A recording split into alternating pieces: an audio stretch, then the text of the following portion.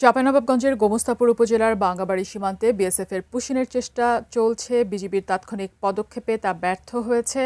সীমান্তে উদ্ভূত পরিস্থিতি নিয়ে বিস্তারিত জানাতে সরাসরি এখন যুক্ত হচ্ছেন আমাদের চাঁপাইনবাবগঞ্জ সীমান্ত এলাকা থেকে প্রতিনিধি মোহাম্মদ নাদিম হোসেন। নাদিম, আপনি আমাদেরকে জানাবেন, এই যে পুশিনের চেষ্টা চলছে এবং বিজিবি তা প্রতিহত করছে, এখন আপনি কি পরিস্থিতি দেখছেন? এখনও কি এই পুশিনের চেষ্টা চলছে কিনা, নাকি এরই মধ্যে বন্ধ হয়েছে? জি ফাইজা, আপনাকে ধন্যবাদ। চাঁপাইনবাবগঞ্জ গোমস্তাপুর উপজেলা সম্পূর্ণ বিজেপি নিয়ন্ত্রণে রয়েছে। করলেও তা সম্পূর্ণ বিজেপি নিয়ন্ত্রণে রয়েছে।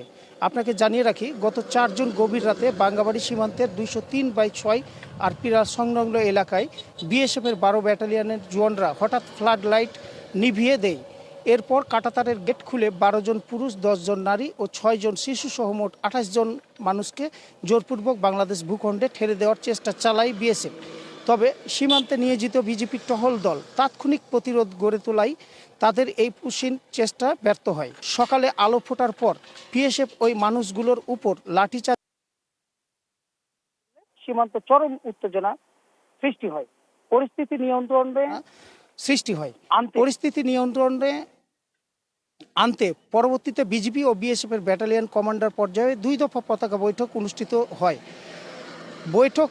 বৈঠকে বিএসএফের পুশিনের কথা স্বীকার করলেও চূড়ান্ত কোনো সিদ্ধান্ত জানায়নি।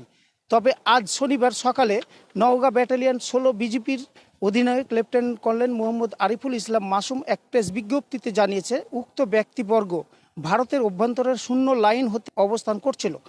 বর্তমানে সীমান্তের 150 গজের মধ্যে তাদের অবস্থান পরিলক্ষিত হচ্ছে না।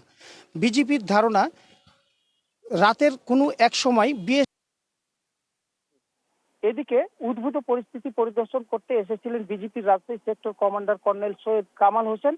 বিজেপি আমাদের নিশ্চিত করেছেন যে বর্তমানে পুরো সীমান্ত এলাকা নিবিড়ভাবে পর্যবেক্ষণ করা হচ্ছে এবং যে কোনো ধরনের অনাকাঙ্ক্ষিত পরিস্থিতি বিজেপির Rajshahi sector commander colonel Syed Kamal Hossain BJP আমাদের নিশ্চিত করেছেন যে বর্তমানে পুরো সীমান্ত এলাকা নিবিড়ভাবে পর্যবেক্ষণ করা হচ্ছে এবং যে কোনো ধরনের অনাকাঙ্ক্ষিত পরিস্থিতি এড়াতে সর্বোচ্চ নজরদারি জোরদার করা হয়েছে।